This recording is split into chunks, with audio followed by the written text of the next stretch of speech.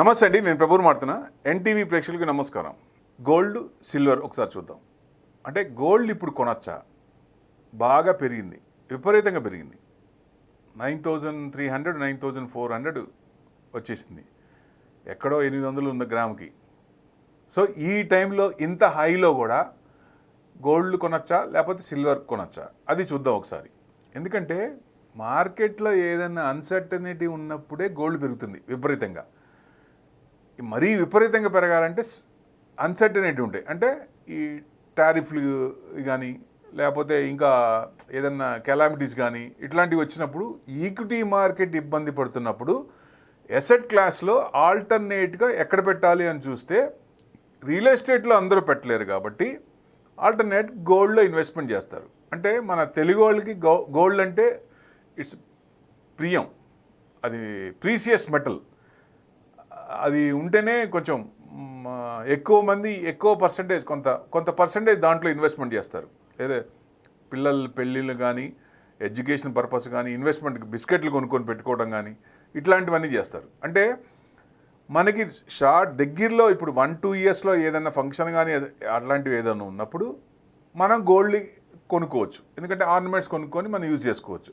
అదే long term 20 years అట్లా 15 సంవత్సరాలు లేదా 20 సంవత్సరాలకి అవసరమైనప్పుడు ఎక్కడ పెట్టచ్చు?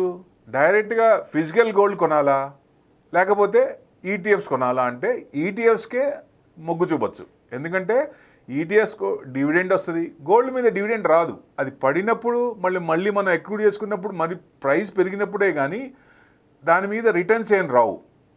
సో ఇట్లా ఈటీఎఫ్స్ మటుకు దాంట్లో ఇన్వెస్ట్మెంట్ చేసినప్పుడు మనకి కొంత పర్సంటేజ్ వేరే దాంట్లో కూడా అసెట్ క్లాస్ వేరే పెడతారు కాబట్టి దాని మీద రిటర్న్స్ గవర్నమెంట్ సెక్యూరిటీస్లో పెడతారు. కొంత రిటర్న్స్ వస్తాయి కాబట్టి ఇన్వెస్ట్మెంట్ అదే దాని మీద ఇంట్రెస్ట్ వర్కౌట్ అయ్యే ఛాన్సులు ఉంటాయి. కాబట్టి ఈటీఎఫ్ పెట్టుకొని ఆ టైంకి 15 సంవత్సరాలు 20 సంవత్సరాలకు మనకు అవసరమైనప్పుడు దాన్ని రిడీమ్ చేసుకొని లేటెస్ట్ ఆర్నమెంట్స్ అక్కడ కొనుక్కోవచ్చు.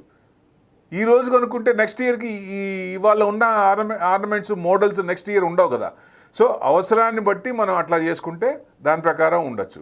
అంటే ఇప్పుడు గోల్డ్ ఏమన్నా విపరీతంగా పెరిగింది కాబట్టి రేపు మళ్ళీ పెళ్ళిళ్ళ సీజన్ స్టార్ట్ అయినప్పుడు మళ్ళీ ఇప్పుడు గోల్డ్ కొనచ్చా లేదా అంటే గోల్డ్ దగ్గరలో అవసరమైంది అన్నప్పుడు తప్పదు, ఇంకా కొనాల్సిందే. పడుతుందా అంటే ఈ ట్రెమర్స్ తగ్గినప్పుడు అన్సర్టనిటీ తగ్గినప్పుడు గోల్డ్ తగ్గే ఛాన్సులే ఉంటాయి ఎక్కువ. ఎంతవరకు తగ్గచ్చు? మళ్ళీ 40,000కి 50,000కి వస్తుందా అంటే అంతవరకు రాకపోవచ్చు. ఎందుకు? దానికి ఒక కారణం ఉంది. రిటైలే కాకుండా వరల్డ్లో మనకి ఆర్బీఐ ఎట్లాగో సెంట్రల్ బ్యాంక్స్ ఉన్నాయి. సెంట్రల్ బ్యాంక్స్ అన్నీ కూడా గోల్డ్ ఎక్విటీ చేస్తున్నాయి.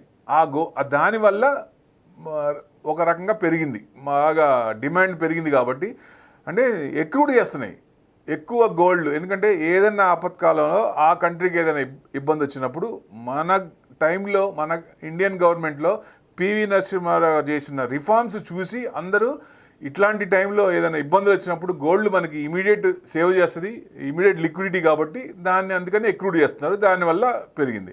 ప్లస్ అన్సర్టనిటీ ఉన్నప్పుడు ఇంకా కొంచెం మూవ్మెంట్ అయ్యే ఛాన్స్ ఉంటుంది. ఈ అన్సర్టనిటీ ట్రంప్ తగ్గినప్పుడు ఒక 5,000 to 10,000 తగ్గే ఛాన్స్ ఉంటుంది. 75 to 80, 85 ఆ రేంజ్లో ఉండొచ్చు. విపరీతంగా ఏం తగ్గదు. ప్లస్ విపరీతంగా పెరుగుతుందా అంటే ఏదన్నా మళ్ళీ ఇప్పుడు కొత్త ట్యాక్సులు కానీ మళ్ళీ ఆయన కొత్తది, ఎందుకంటే రోజుగా ఒకటి చెప్తాడు. ఆయన ఏం చెప్తాడో ఆయన డిసిషన్ ఆయనకి ఉండదు. ఇవాళ చెప్పింది రేపు ఉండదు, రేపు చెప్పింది ఎల్లుండి ఉండదు, మళ్ళీ మార్చేస్తుంటాడు. మనం చూసాం కదా, మన మీద 26 అన్నాడు ఫస్ట్ మళ్ళీ 27 నెక్స్ట్ డే అన్నారు, మళ్ళీ నెక్స్ట్ డే 26 అన్నారు. అంటే ఎప్పటికీ ఫికిల్ మైండెడ్ లాగా ఉంటుంది ఆయన చేసే ఇదన్నీ. ఎందుకంటే లాస్ట్ టైం కూడా చూసాం కొన్ని కంట్రీస్కి అసలు వీసానే ఇవ్వలేదు. అసలు ముస్లిం కంట్రీస్కి అయితే రావటానికి వీల్లేదన్నాడు. ఇట్లా కొంచెం డిఫరెంట్గా పెక్యులర్గా ఉంటాయి ఆయన విషయాలని.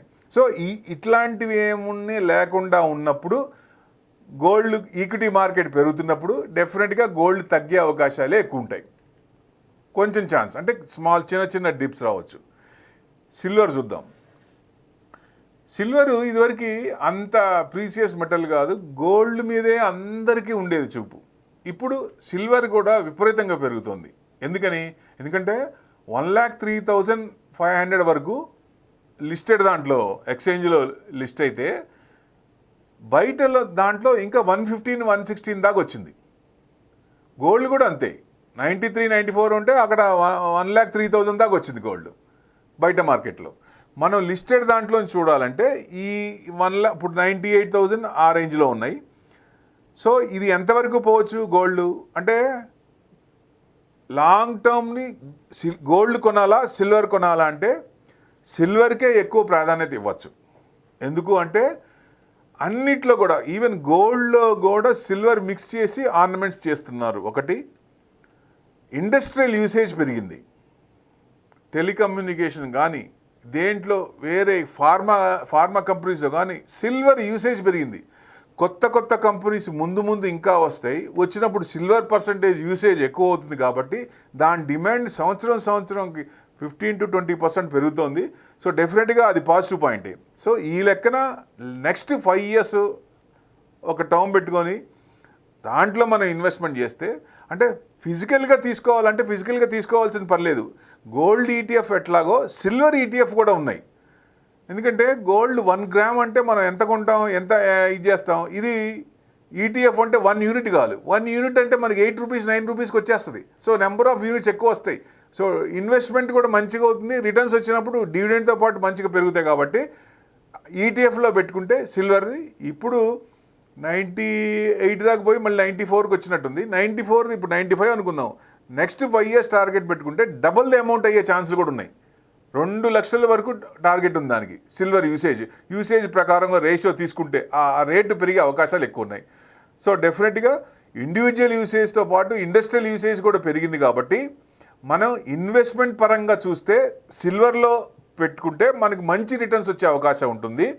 గోల్డ్లో మనకు అవసరార్థం ఏం చేయాలో మన ఇండివిజువల్ గోల్స్ అండ్ టార్గెట్ దాని ప్రకారం షార్ట్ టర్మ్ ఏం చేయాలి, లాంగ్ టర్మ్ అయితే ఏం చేయాలి మనం అనుకున్న ప్రకారం చేస్తే అది సర్ప్లస్ అవుతుంది. మన అవసరాలు ఆ టైంకి ఆల్రెడీ సంపాదించిన ఫిక్స్డ్ అసెట్ని మనం తీయకుండా మార్కెట్ నుంచి ఫామ్ చేసుకున్న అసెట్స్ తీసుకుంటే మంచిది. డెఫినెట్గా మన అవసరాలు తీరుతాయి. ఈ యాంగిల్లో చూస్తే డెఫినెట్గా ఇది అందరికీ ఇదవుతుంది. ఎందుకంటే ఏది కూడా షార్ట్ టర్మ్లో రాదు. ఈక్విటీ అయినా గోల్డ్ అయినా సిల్వర్ అయినా షార్ట్ టర్మ్లో రాదు. Long term investment, long term view పెట్టుకుంటే మంచి రిటర్న్స్ వచ్చే అవకాశం ఉంటుంది. ఏదన్నా మధ్యలో మనం లాంగ్ టర్మ్ పెట్టుకున్నప్పుడు ఏదైనా డిప్ వచ్చింది, ఏదైనా ఇబ్బందులు వచ్చి ఏదైనా మార్కెట్ పడింది, లేకపోతే గోల్డ్ పడినప్పుడు ఆ గోల్డ్ మనం చిన్నగా కొంత పడినప్పుడల్లా ఎక్రూడ్ చేసుకుంటూ ఉంటే ఏదైతే మనం మామూలుగా వచ్చే రిటర్న్స్ ఉంటాయో ఈ పడినప్పుడు ఈ డిస్కౌంట్ కూడా మనకి యాడ్ అవుతుంది. కాబట్టి ఎక్కువ రిటర్న్స్ వచ్చే అవకాశాలు ఉంటాయి. గోల్డ్లో ఈ డివిడెండ్లు ఉండవు కాబట్టి సిల్వర్లో ఈ దీంట్లో ఉంటాయి. కాబట్టి సో ఈటీఎఫ్లో ఇన్వెస్ట్మెంట్ చేస్తే gold ETFs, silver ETFs best. Gold ఫిజికల్లో చేసుకుంటే మనకి ఏం వర్కౌట్ అవ్వదు, రేట్ని బట్టే ఉంటుంది. కాబట్టి ఇట్లా డివైడ్ చేసి పెట్టుకుంటే డెఫినెట్గా లాంగ్ రన్లో మంచి రిటర్న్స్ వచ్చే అవకాశాలు ఉంటాయి. ఈక్విటీ మార్కెట్ పడుతున్నప్పుడల్లా ఈ అసెట్ క్లాస్ పెరుగుతుంటుంది. మళ్ళీ ఈక్విటీ మార్కెట్ మళ్ళీ రివర్స్ అయినప్పుడు ఇది మళ్ళీ అవుతూ ఉంటాయి.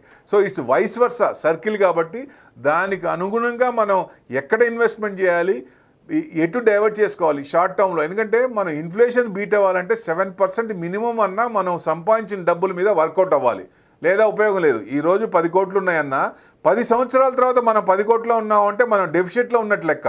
వై? బికాస్ ఇన్ఫ్లేషన్ బీట్ అవ్వలేదు. ఇన్ఫ్లేషన్ బీట్ అవ్వాలంటే దానికి అనుగుణంగా మీకు ఎవరైతే ఎనలిస్ట్ ఉన్నారో వాళ్ళని మీ ఐడియాస్, మీ గోల్స్ అండ్ టార్గెట్స్ చూస్ చేసుకొని దాని ప్రకారం షూట్ చేసుకుంటే 100% మంచి రిటర్న్స్ వచ్చే అవకాశాలు ఎక్కువ ఉంటాయి. Thank you very much.